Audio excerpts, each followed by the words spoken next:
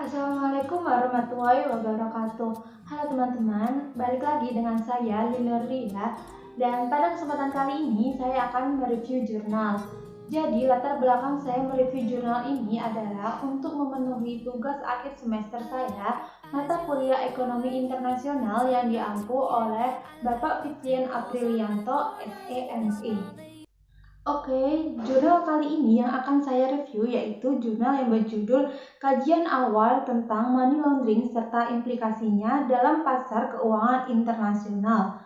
Nah, jurnal ini saya ambil dari Buletin Ekonomi Moneter dan Perbankan, di mana jurnal ini diterbitkan pada tahun 2003, volume 1 dan nomor 4. Serta halaman dari jurnal ini yaitu mulai dari halaman 117 sampai dengan halaman 131.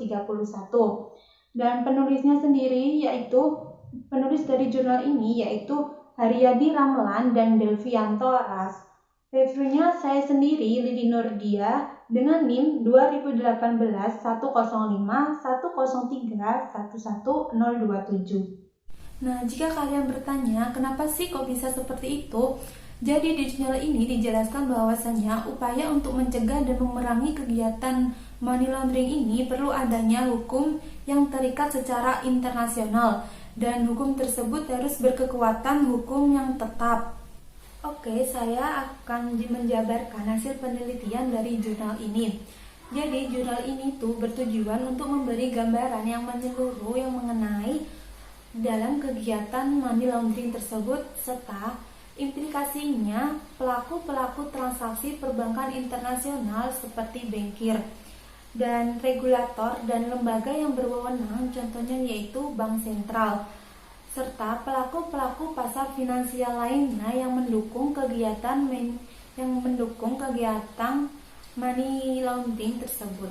Dan tindakan yang paling efektif dalam menangkal kegiatan money laundering ini yaitu mendeteksi sedini mungkin aktivitas kriminal tersebut pada titik krusial, yakni pada saat hasil-hasil ilegal tersebut masuk ke dalam sistem perbankan atau sistem keuangan yang biasanya disebut dengan placement process. Jadi selanjutnya yaitu hasil review artikel jurnal. Jadi nanti saya akan menyebutkan 9 kriteria yang saya review. Oke, yang pertama yaitu penempatan judul jurnal. Nah, rumusan judul jurnal ini sesuai dengan kaidah bahasa Indonesia yang baik dan benar. Dan judul ini tidak mengandung makna yang ambigu. Dan poin yang kedua yaitu kebenaran komposisi abstrak. Dan pada jurnal ini saya sendiri masih bingung peletakan abstraknya itu di mana, karena di jurnal ini tidak ada tulisan abstraknya. Tapi susunan kata yang saya kira sebelumnya itu adalah abstraknya jurnal ini itu cukup bagus karena sesuai dengan kaidah yang ada dan sesuai dengan aturan yang ada. Jadi jurnal yang sesuai itu pasti ada tujuan penelitian, metode penelitian, hasil penelitian, dan kebenaran. Dan jurnal ini merupakan jurnal original atau jurnal yang tidak memplagiasi dari jurnal yang lain. Nah, selanjutnya adalah poin yang ketiga yang merupakan relevansi kajian teori dengan pembahasan. Nah, kajian teori dalam jurnal ini itu menurut saya cukup bagus karena dijelaskan sesuai dengan judul dalam pembahasan jurnal ini. Dan jadi dalam jurnal ini juga terdapat teori, lalu pembahasan, dan banyak juga yang beranggapan bahwa money laundering ini merupakan tindakan kriminal yang dilarang oleh suatu negara, dan money laundering ini juga sangat membahayakan sistem keuangan suatu negara. Kemudian poin yang keempat adalah relevansi metode penelitian. Jadi jurnal ini menggunakan metode penelitian kualitatif karena di dalam jurnal ini menjelaskan tentang korelasi yang terdapat pada money laundering tersebut. Selanjutnya poin yang kelima yaitu urutan subjudul. Jadi dalam jurnal ini sangat terperinci subjudulnya. Jadi pembahasan materi-materinya urutan seperti pendahuluan, metode, hasil dan pembahasan, kesimpulan, saran dan referensi itu sudah sangat urut. Jadi pada hasil pembahasan ini dijelaskan poin 1 itu membahas tentang apa, poin 2 membahas tentang apa sampai dengan poin 4. Karena jurnal ini terdapat poin 4 poin yang penting. Selanjutnya, poin yang keenam adalah pendalaman analisis course, di mana penulisan dalam jurnal ini sudah menjabarkan semua teori dan hasil pembahasan dari judul jurnal ini. Dan pembahasan ini sudah sesuai dengan judul jurnalnya. Jadi analisis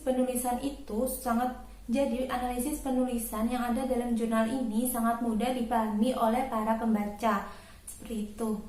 Dan selanjutnya poin ketujuh adalah bobot hasil temuan dan hasil ringkasan. Di sini hasil ringkasan pada penelitian ini sudah baik karena penulis jurnal ini sudah bagus dalam menjabarkan hasil ringkasannya atau hasil penelitiannya. Jadi hasil ringkasan pada jurnal ini berupa seperti poin-poinnya teman-teman. Dan poin-poin itu sesuai dengan rumusan masalah yang ada pada jurnal ini. Oke, dan selanjutnya yaitu poin ke-8, yaitu referensi daftar pustaka. Jadi menurut saya 90% referensi yang ada pada jurnal ini sudah aktual menurut saya teman-teman, gak tahu menurut kalian. Dan referensi ini sesuai dengan pembahasan yang ada pada isi jurnal tersebut. Dan jurnal ini juga terdapat 10 referensi, di mana referensi ini diambil mulai tahun 1995 sampai dengan 1999. Oke, dan selanjutnya yaitu kriteria ke-9 atau kriteria terakhir adalah kesesuaian teknik penulisan dengan gaya selingan jurnal artikel atau artikel jurnal.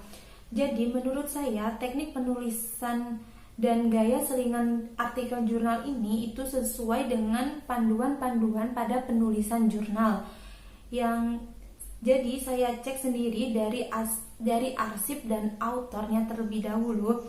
Panduan penulisan jurnal ini memang sudah sesuai, dan jadi jurnal ini sudah ditulis dari mulai judul sampai dengan referensi itu sudah sesuai sekali. Dan menurut saya jurnal ini bisa dikatakan baik. Jadi setelah saya mereview, jurnal ini bisa dikatakan bagus atau baik. Jadi kesimpulannya adalah jurnal ini membahas mengenai kajian awal tentang money laundering dalam pasar keuangan internasional. Nah, dalam kinerja jurnal ini juga terdapat poin-poin penting dalam kegiatan money laundering sendiri, seperti dampaknya atau hal yang lainnya. Dan bagi kalian yang telah menonton video ini, jangan lupa tekan tombol subscribe.